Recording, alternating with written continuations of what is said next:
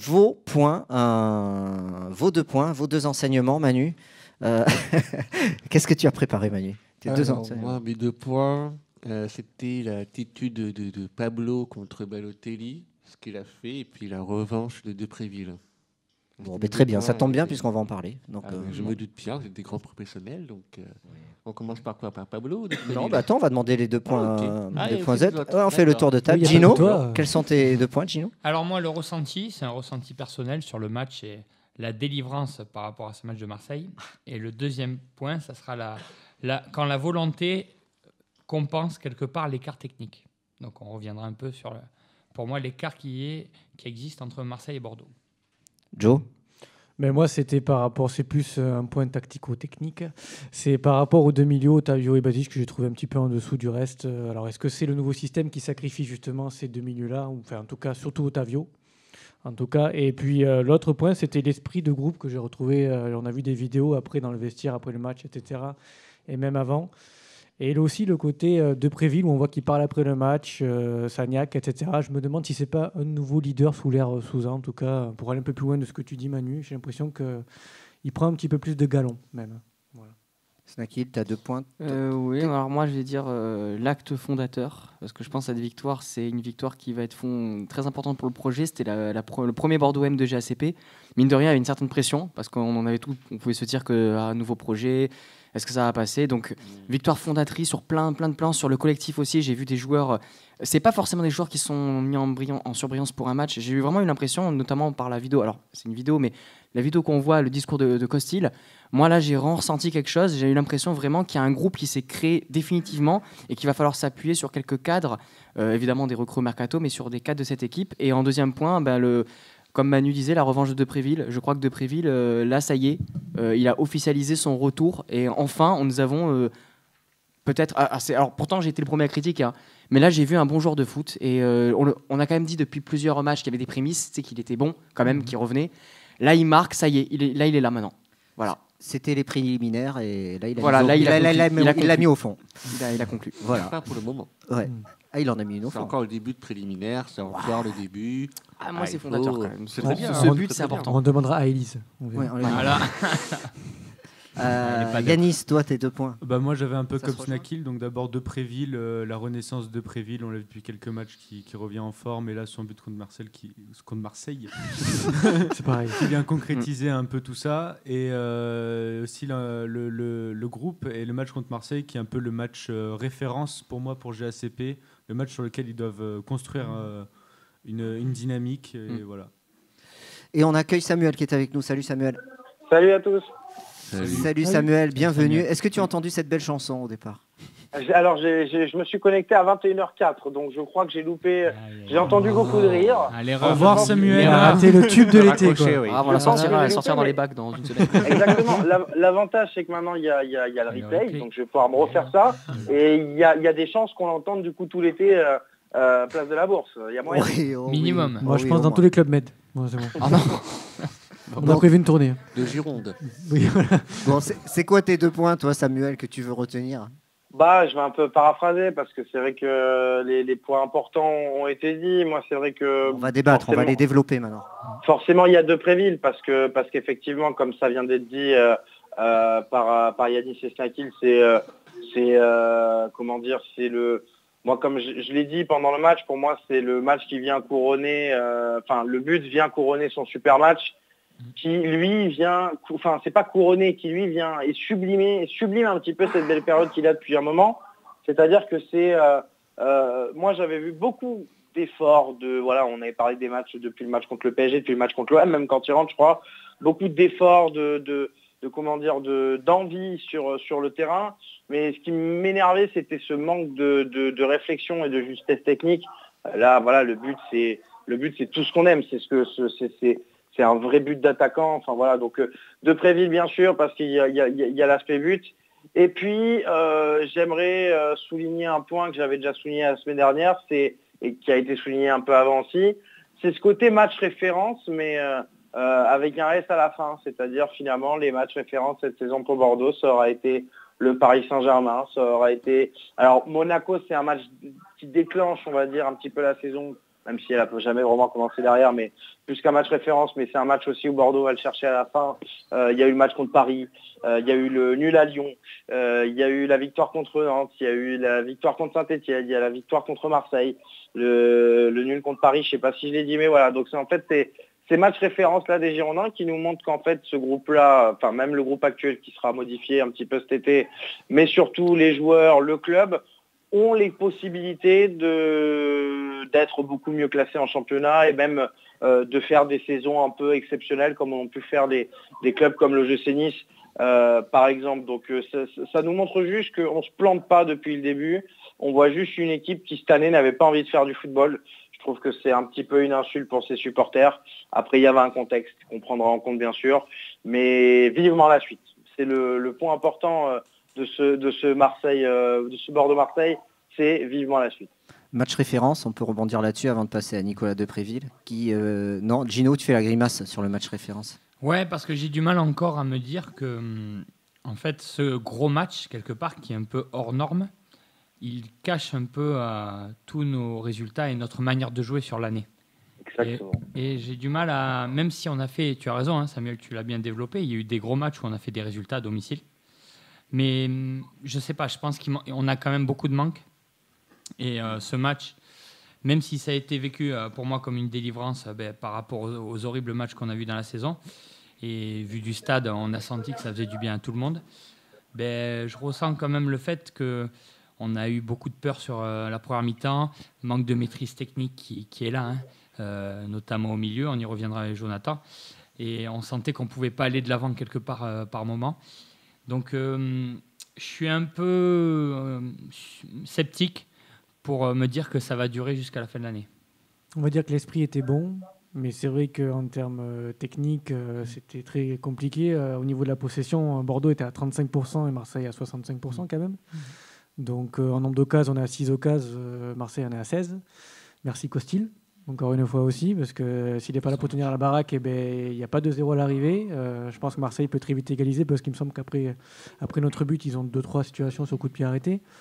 Donc voilà, après c'est bien, on a gagné, mais il y a encore beaucoup de boulot aussi, il ne faut pas l'oublier quand même. Mais alors, Snakil, toi tu parlais match référence, match fondateur.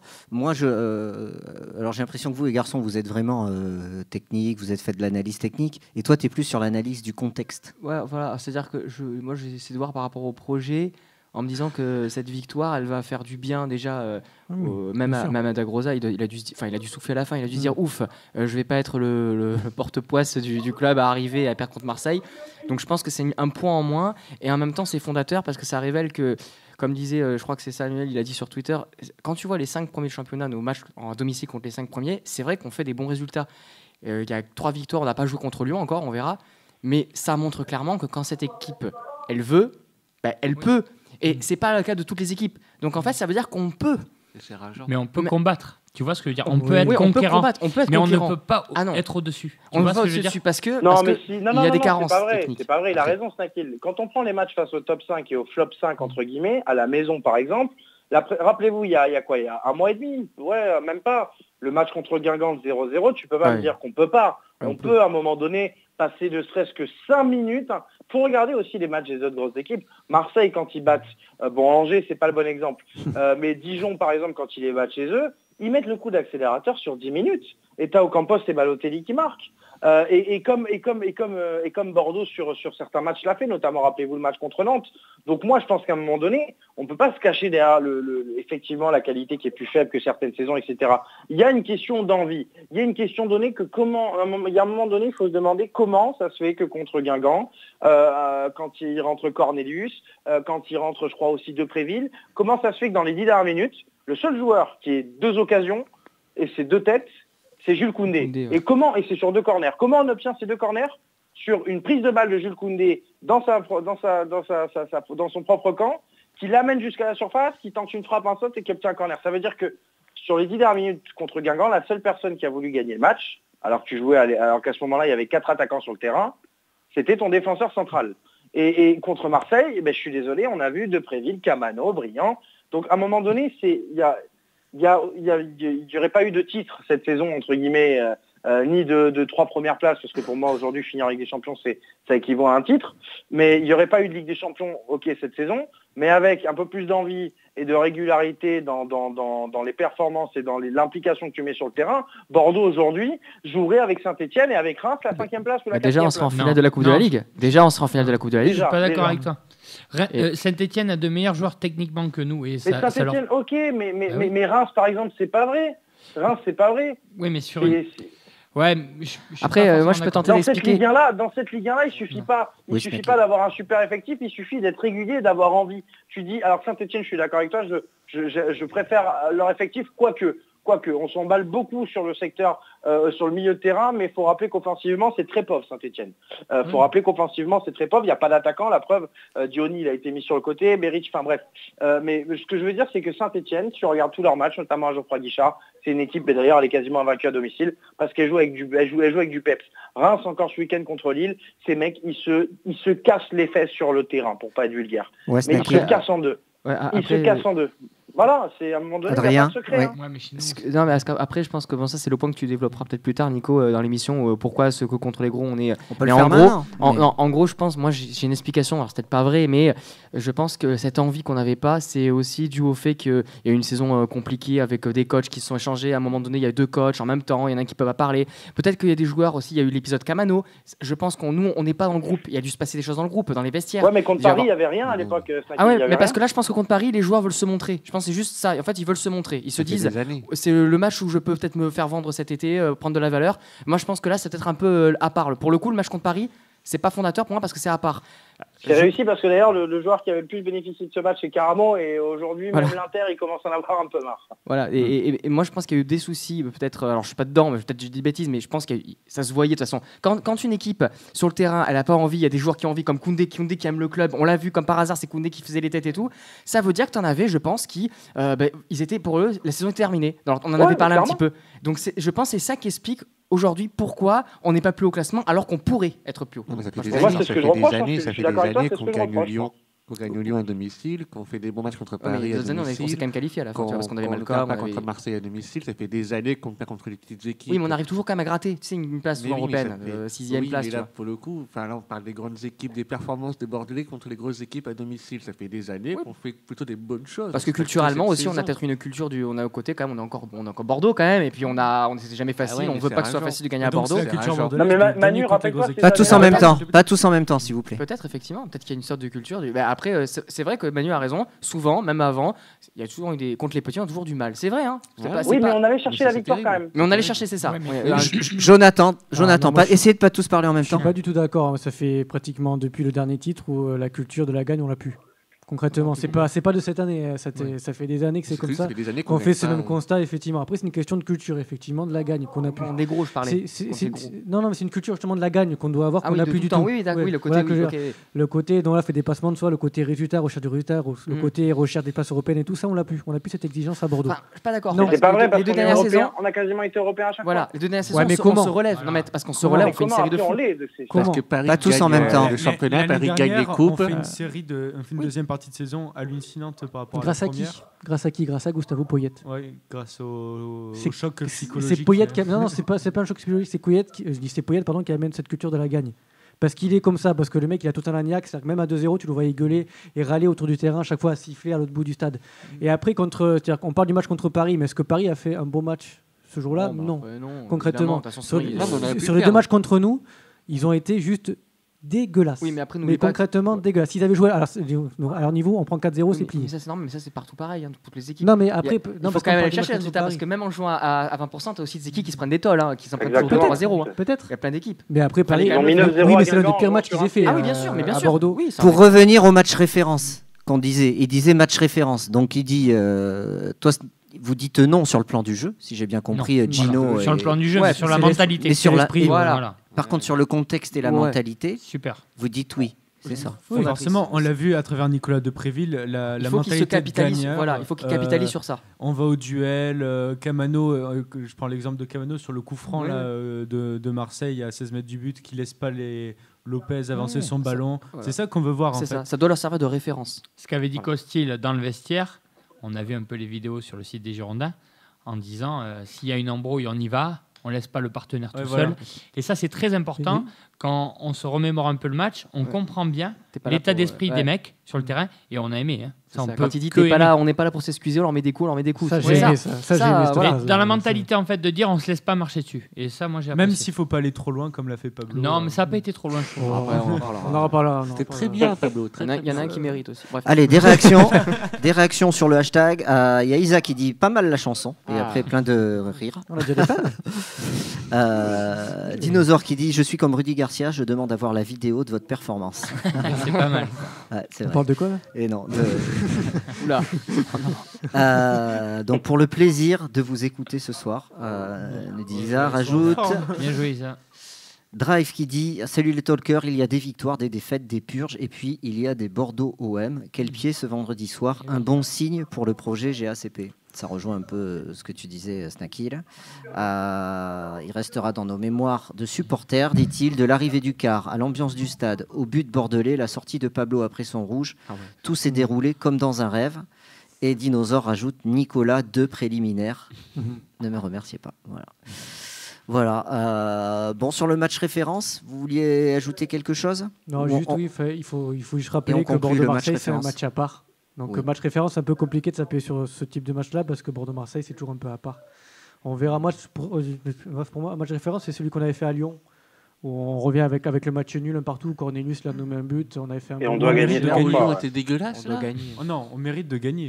Oui, on mérite de gagner, mais Lyon a été dégueulasse. Ah oui, Lyon Pour était moi, c'est oui, pas- mais Ah, ils ont non, quand c'est même pas la Lyon chance. a été C'est Lyon en On a championnat. été c'est on a vrai. été C'est plus Là, un tous en même temps. C'est plus un contexte normal, entre guillemets. Bordeaux-Marseille, c'est à part. Oui, mais Match Lyon- référence, c'est un peu Lyon, compliqué de s'appuyer dessus. Lyon, on a été intelligent de ne pas être trop mauvais. Pour moi, le match référence, pour l'instant, ça reste Bordeaux-Nantes, le 3-0 ou le 3-1. Il n'y avait pas d'équipe en face. 3-0. Eh oui, Ah, mais c'est ça pas reste compl- quand même le match qu'on a était plié été- en 20 minutes, On c'est n'a pas- pas c'est été pas match dégueulasse. référence. Moi, c'est le seul match qui me vient en tête, et Bordeaux-Monaco, pourquoi pas. Et- Mais Lyon, Bordeaux-Rennes, c'était pas mal. On fait qu'un match nul, mais en soi. un match intéressant. oui. En soi, Ouais, c'est un peu le même état d'esprit que on le termine, Bordeaux-Marseille. on termine quand même avec Sankaré et Plasil devant. Donc ça, pour un match référence, c'est compliqué. Mais non, mais C'est moi, le comme je potentiel disais offensif. tout à l'heure, dans mon analyse, pour moi, c'est quand je dis match référence, c'est au pluriel. C'est-à-dire pour moi, ça va avec les matchs références de cette saison qui sont... Alors, soit on dit que c'est les matchs références, c'est-à-dire les matchs sur lesquels on pourra s'appuyer pour construire quelque chose. Paris, Nantes, Marseille. Effectivement, le déplacement à Lyon où j'avais trouvé un Bordeaux très intéressant, mais dans le 4-3-3, dans le 4-5-1 plutôt de Ricardo. Donc, sur ce qu'on a envie de construire maintenant, c'est compliqué. Mais en tout cas, là, pour le coup, pour Paulo Sousa, c'est son match référence parce qu'il en a que 3 et c'est sa seule victoire. Mais c'est son socle, c'est sa base pour construire quelque chose. Et je pense que vendredi soir, il a eu aussi, et vous le disiez sur Depréville, il a eu aussi les soldats qu'il va avoir ou non. Et je pense que c'est intéressant d'avoir vu notamment ses choix tactiques, ses choix humains, d'avoir fait rentrer le petit Lotin, par exemple, à la place de Caramon, par exemple, qui est Sankaré. quand même prêt. À la place de Ou Sankaré. Sankaré, tout à fait. Non, mais c'est Sankaré ou Caramon. Qui moi, n'est pas rentré. ça m'a étonné de ne pas voir ces deux joueurs-là rentrer, alors que t'as Zaïdou qui est rentré, t'as Lotin qui est rentré, c'est important. Bon, Plasil est rentré parce que il faut aller gagner du temps, il était à 91e, etc. Mais les deux changements quand même sont très intéressants, dont un qui était 1-0, tu fais rentrer des jeunes. Donc ça veut dire que ces deux joueurs-là, ils sont sûrs que s'il y a une bonne préparation, s'il y a vraiment un bon état d'esprit, ils ont un coup à jouer dans l'avenir des Girondins et j'en suis très heureux parce que c'est deux jeunes du club et que ça, va falloir que ça revienne un peu à Bordeaux. Faut rappeler que les derniers jeunes des Girondins qui ont vraiment réussi, c'est Mavouba et Chamak en gros, quoi, qui sont installés en équipe première. J'extrapole, il y en a eu d'autres entre-temps, il y a eu Tremolinas notamment, mais il y a eu Koundé, mais j'ai vraiment l'impression qu'il n'y a pas eu de vrai esprit de formation à Bordeaux depuis des années. Donc s'il y a des jeunes qui rentrent comme il l'a fait vendredi, moi je trouve que c'est un match qui va énormément servir, même si ça ne doit pas être, comme vous l'avez dit, un révélateur du niveau de Bordeaux, parce que, encore une fois, dans ces matchs-là, il nous montre un autre visage que le reste de l'année, et ça, c'est pas normal, et pour moi, il est là le gros chantier de Sousa. Nicolas Depréville, Manu, tu voulais souligner sa performance? Mais oui, parce que je me souviens, j'ai tellement défendu ici à l'antenne et honnêtement, quand il a fait son match, j'étais super heureux. On peut réécouter les podcasts là par Ben contre. ouais, franchement, ouais. Enfin, j'ai pas trop descendu, quoi. Là, ça change. Voilà. Non, mais j'ai reconnu ses limites, mais j'ai reconnu que quand il était à Lille, à Reims, l'état il était d'esprit, vachement tu veux dire. intéressant, il avait un état d'esprit Voilà, remarquable, c'est vrai. et qu'à Bordeaux, on le voyait, mais qu'il n'arrivait pas à le concrétiser. Sans doute les transferts qu'il a un peu pesé. Et quand il a marqué, mais vraiment, j'étais ému pour lui, quoi.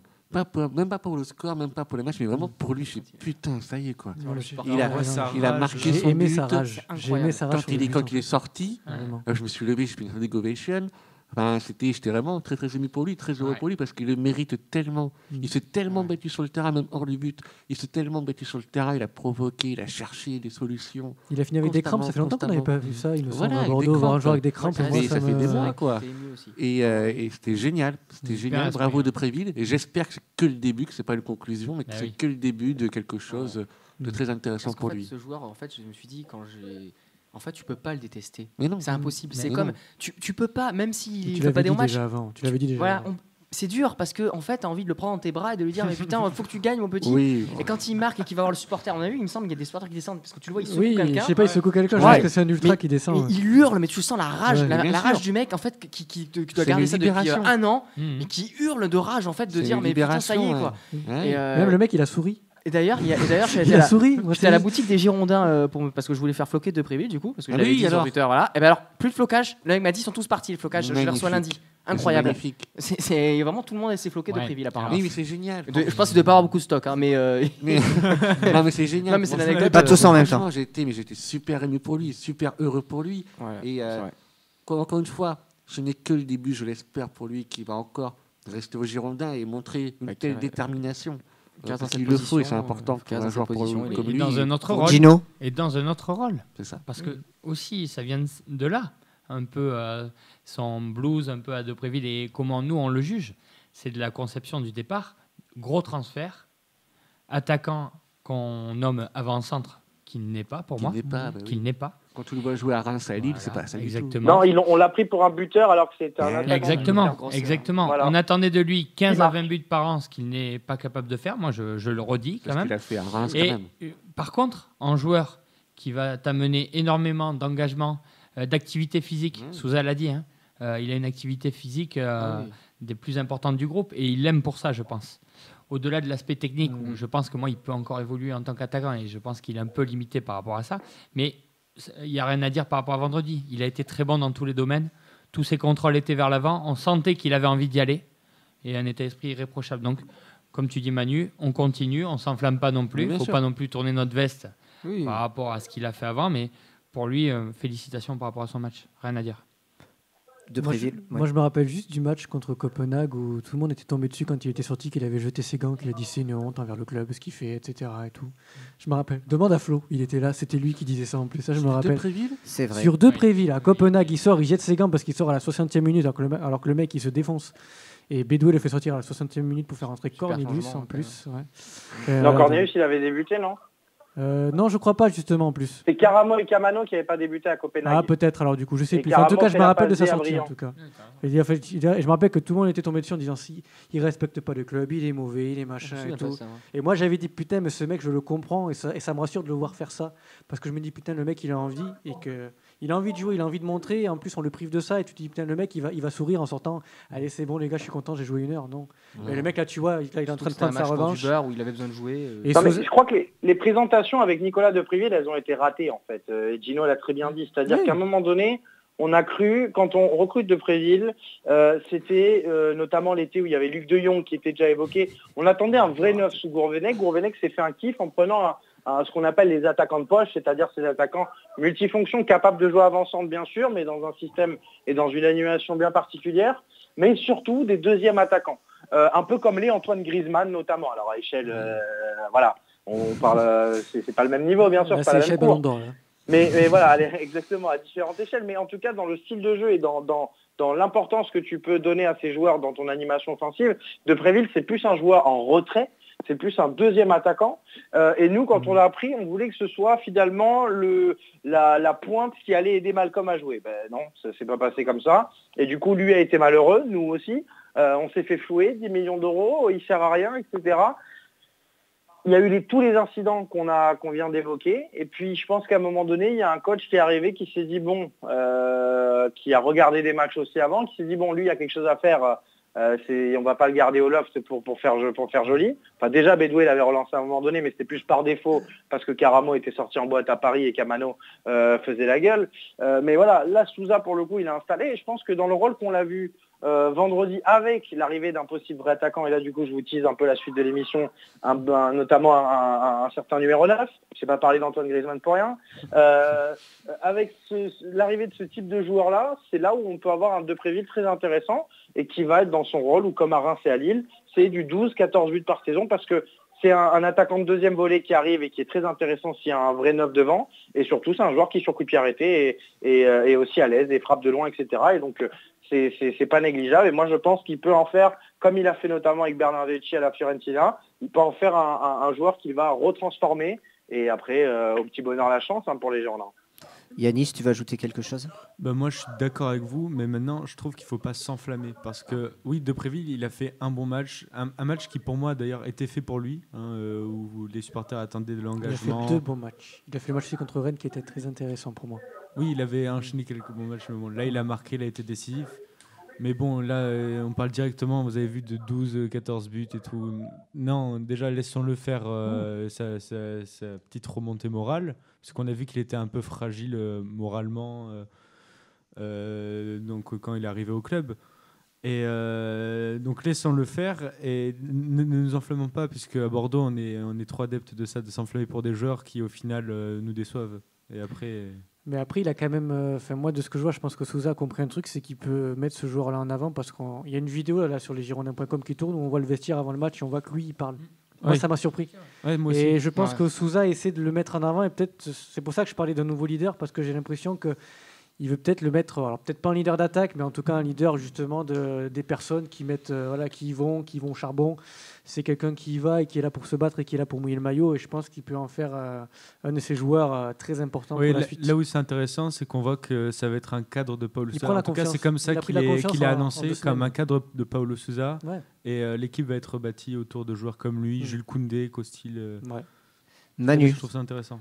Ouais, moi j'ai remarqué un truc avec Depréville, c'est qu'il s'est libéré depuis un moment, un moment particulier dans sa vie au club ou des Girondins. C'est quand on a révélé son vrai nom, Roussel.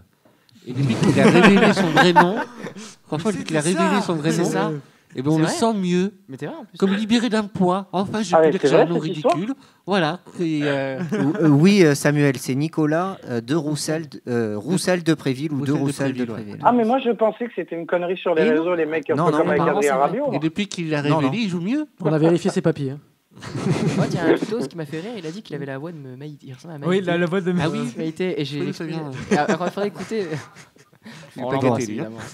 Bon, merci. Bon, Samuel. Ça va devenir une mascotte en fait. Ouais, bon, donc match référence. On a dit sur quelques points. Depréville leader, son match qui va peut-être le lancer à lui match aussi. Référence, oui. Oui, match référence aussi. Son match référence. Samuel, on va te libérer parce que tu as émission ce soir. Exactement, Ligue des Champions, le retour, toujours sans Bordeaux. Sans Bordeaux, oui. On compte les jours. Plus pour très longtemps. Ça va. Merci On de nous le On en rappeler. reparlera dans 2 ans. Donc on te retrouve. Et on part sur le principe sur 0 Coupe d'Europe l'an prochain. Ça va être compliqué de faire des émissions. C'est ça, mais bon, on l'a fait l'année précédente. On y est arrivé. Oui. Voilà.